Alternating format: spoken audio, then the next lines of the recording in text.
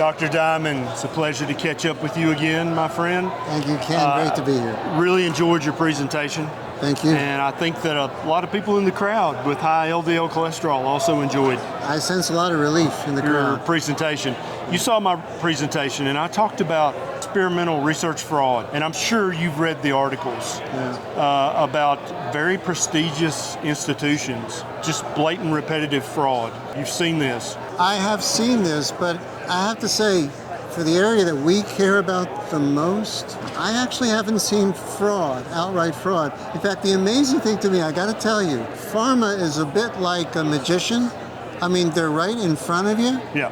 And what are they doing? They're promoting cholesterol-lowering drugs, statins, with almost no benefit. It's in their papers. Just the way they hold the data. They present the data in a way to amplify the appearance of benefit, which is not fraudulent. That's true. They will take a 1% benefit and turn it into a 50% benefit. Yep. And people fall for it. Yep. That's not actually fraud. Not fraudulent, but I would call it disingenuous. It's disingenuous. And most likely unethical. It really is considered unethical. Yes, absolutely. But it's not actual fabrication of data. Exactly. And this is what's really amazing to me.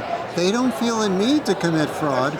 Everybody's on board. Yeah, when you've got the average primary care doctor being a statin cheerleader, that's right. You don't really have to resort to fraud. You got the American Heart Association on your side. Yeah. So they can come in with crappy data, and yet the American Heart Association promotes it.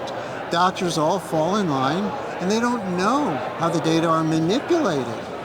But ultimately, I actually believe the data, the raw data, which may surprise you. And so, how much of the raw data from the cholesterol studies that we're always referencing, the 4S and all the others, how much of that raw data is available for a researcher if they want to crunch the raw data themselves? Rory Collins at Oxford controls much of his data, and he outright will refuse to share the data. And they explicitly said they don't even look at the adverse effects. Right. So that's a good chunk of statin data that's not available to the public. Now, US funded studies, the data are available. But frankly, again, they're really crappy data. Right. They don't brag about curing all heart disease. Right. I mean, they will lower LDL by 50% and lower actual rates maybe by 1%. And nobody seems to care. Yeah. That's why when I present my findings to the cardiologists, they look like kids who are just told there's no Santa Claus. Mm-hmm. As more and more research about a ketogenic diet continues to be peer-reviewed and published, we're going to start to see rates of coronary artery disease prevention that dwarf what the statins and what Repatha and Praluent do. What's going to happen then? Well, the ketogenic diet is really a threat to the American economy.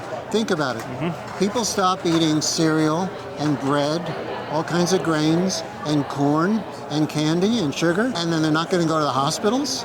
It's just an absolutely devastating the American economy. Right. And they're going to live longer. But now the beef farmers and the egg ranchers are going to make out like bandits. They should do very well. But the interventional cardiologists are going to have to be looking for a side gig. That's true. Because true. Yeah. And all they have to do is recommend keto diet. That's just eat a keto diet and then go play golf. I guess that's what they'll do. I'm not sure. That really is true. Dr. Diamond, it's always a pleasure. I got to get you back on the channel soon. Thank you, Ken. Yeah, let's do it again. Chat again. Thank you, doctor. Have a good trip back. Thank you.